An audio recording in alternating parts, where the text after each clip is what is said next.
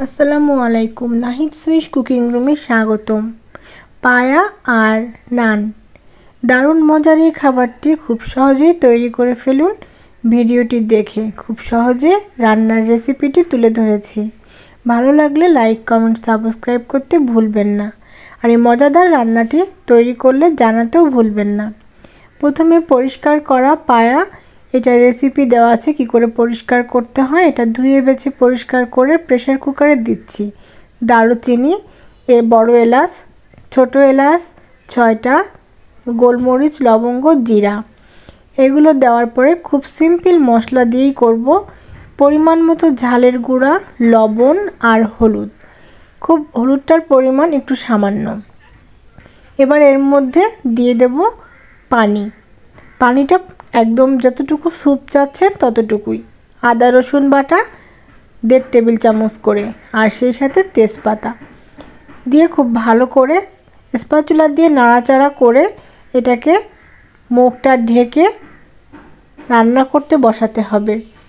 আর এটার জন্য এর মধ্যে তেল দেওয়ার কোনো প্রয়োজন নেই আপাতত।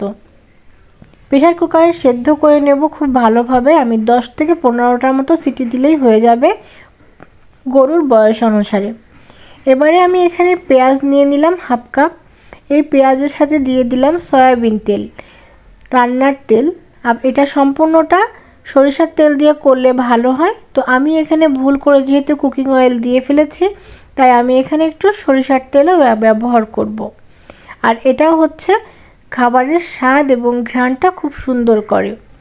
এরপরে এই পেঁয়াজটা যখন লাল মতো হয়ে আসবে, বেরেস্তা করা লাগবে না, একটু লালচে হয়ে আসলেই হবে। এরপরে ঝালের গুঁড়ো আবার দেব, দিলে এখানে খুব সুন্দর কালার আসে। তেলের মধ্যে ঝালের গুঁড়া দিলে খুব ভালো একটা কালার আসে, যা কাশ্মীরি লঙ্কা ব্যবহার করার মতোই। এবার 1 কাপ টমেটো ভালোভাবে এখানে ভেজে নিলে এটা পেস্ট মতো হয়ে আসবে। এরপরে ধনের গুঁড়া, জিরার গুঁড়া, গরম মশলার গুঁড়া, হলুদ, লবণ একটু সামান্য দেওয়া লাগতো, এবং আরেকটু বাটা মশলা আদা রসুন বাটা একবারে দিয়ে খুব ভালোভাবে কষিয়ে নেব। খুব সিম্পল মশলাগুলো, বাড়তি কোনো মশলা নেই। এবার এই মশলাগুলো দিয়ে খুব ভালোভাবে কষিয়ে নেওয়ার পরে আমি যে পায়া সেদ্ধ করতে দিয়েছিলাম সেখান থেকে আমি স্যুপ এবং পা আলাদা করে রেখেছি।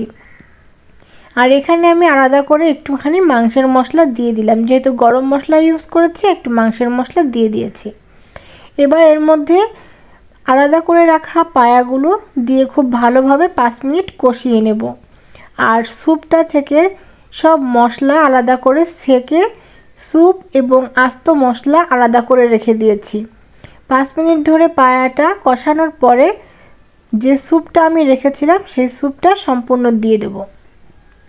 দিয়ে এবার এটাকে আরও আধা ঘন্টা খুব সুন্দরভাবে টকবক করে রান্না হতে দেব। এতে করে আমি যে ফোড়নটা দিয়েছি এই ফোড়নের ফ্লেভারটা খুব ভালোভাবে ঢুকে যাবে।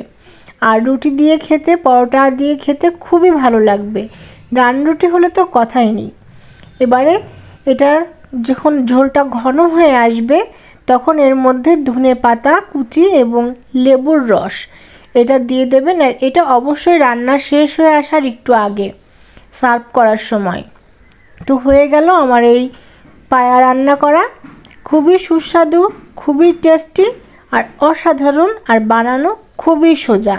পায়া পরিষ্কার করার রেসিপিটি আমার প্লেলিস্ট থেকে দেখে নেবেন। এই ছিল আমার আজকের রেসিপি। ভালো থাকবেন, আল্লাহ হাফেজ।